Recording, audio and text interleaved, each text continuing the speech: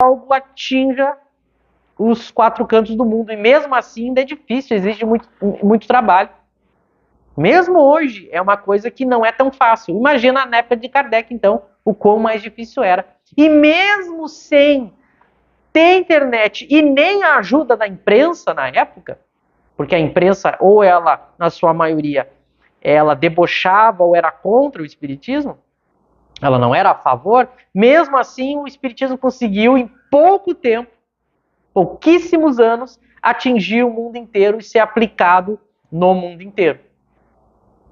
Então vejam a força e a rapidez da propagação do espiritismo. Às vezes a gente tem alguma ideia que tem força, mas ela demora para conquistar o mundo, leva séculos.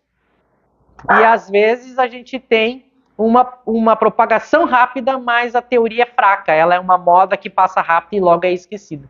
O espiritismo ele conseguia ter essas duas coisas. Aí vem uma das características da universalidade. Porque ela tem força e rapidez. Porque ela, através dela, se proclama os mesmos princípios no mundo inteiro e para todas as pessoas. Desde os mais ignorantes aos mais doutos. Então eu tenho a mesma coisa sendo dita através das manifestações espíritas, da evocação, da psicografia, no mundo inteiro e para todos os tipos de pessoa. Porque muitas vezes, por exemplo, as ciências em geral, elas têm uma característica de serem discutidas mundialmente, mas é só entre o grupo dos cientistas. O espiritismo ele tem uma vantagem até mesmo sobre isso, porque ele se desenvolve e é confirmado e aplicado também entre as pessoas que têm menos estudo. Então é uma vantagem a mais. O espiritismo é do mundo todo, todas as pessoas podem ter acesso a ele, ouvir os mesmos princípios dos espíritos ao mesmo tempo, e elas podem ser de qualquer classe econômica, social, qualquer crença religiosa ou não. Então vejam sempre as características da universalidade. O mundo todo, através o que é no mundo todo? As manifestações espíritas, as conversas com os espíritos, né? E junto com essas conversas se obtém os mesmos princípios e todas as pessoas podem praticar essas manifestações, essa conversa dos espíritos. Por isso que ele diz, ninguém fica de fora, isso aumenta a força e a rapidez, e é uma vantagem, porque as outras doutrinas não tinham isso. Outras doutrinas que surgiram no mundo, como elas eram desenvolvidas pelos homens encarnados, elas não tinham essa vantagem que o espiritismo tem. Porque quem leva os princípios da doutrina, quem provoca os fenômenos, são os espíritos que podem estar em todos os lugares, no mundo todo, falando com todas as pessoas ao mesmo tempo. Os homens se reúnem para chamá-los e eles também se manifestam espontaneamente. Então, e eu não posso limitar os espíritos, prender os espíritos, proibir os espíritos. Então vejam as vantagens da fonte da doutrina espírita. A fonte da universalidade, de novo, mais um elemento de força da universalidade do espiritismo. São mensagens do mundo inteiro, ao mesmo tempo, para todos os tipos de pessoa, e quem traz essa mensagem são os espíritos, que eles não dependem dos homens de maneira inevitável.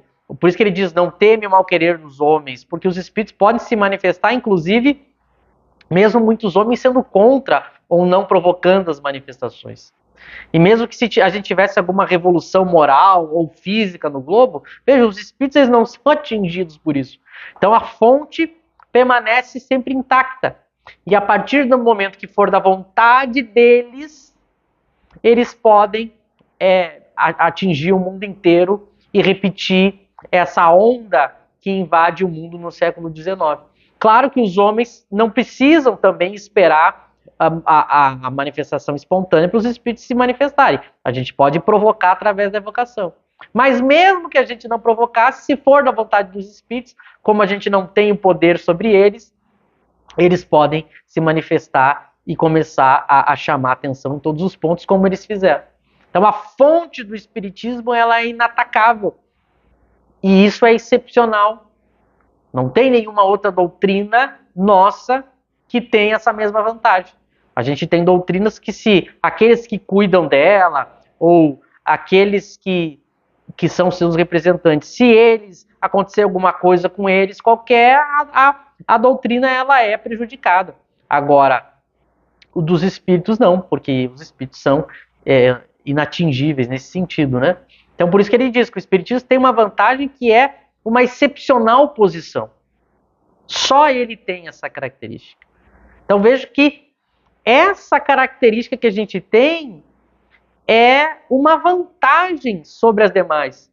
Por isso que é um equívoco, muitas vezes, o próprio movimento espírita quer adaptar as manifestações espíritas aos métodos que são mais frágeis ou menos vantajosos que o espiritismo tinha, que Kardec está apresentando. Por isso que é uma desvantagem, uma das várias desvantagens de eu querer submeter o estudo das manifestações espíritas aos métodos acadêmicos das ciências tradicionais. Uma das desvantagens é essa. Porque o espiritismo tem uma vantagem maior, porque ele não se restringe só a acadêmicos ou cientistas. Isso é uma vantagem. E ele tem a sua fonte nos espíritos, em todos os lugares, ao mesmo tempo, no globo. Se eu tentasse fazer algo nos moldes acadêmicos, eu dependeria também dos cientistas, que são em menor número e que não têm o controle final do processo, porque a doutrina vem dos espíritos. Então é muito importante que a gente vá colocando na nossa cabeça que o modo como o espiritismo surgiu é único e é o melhor. A gente tem sido repetitivo nesses textos, nesse texto do controle universal, mas é preciso, porque como a gente falou, esse é um texto muito mal entendido até pelos kardecianos. Então, universalidade é igual força e rapidez e propagação. E o que é universalidade? Os espíritos, que são a fonte, se manifestando no mundo inteiro para todas as pessoas, todas, não só um grupo de pessoas específicas, dizendo as mesmas coisas.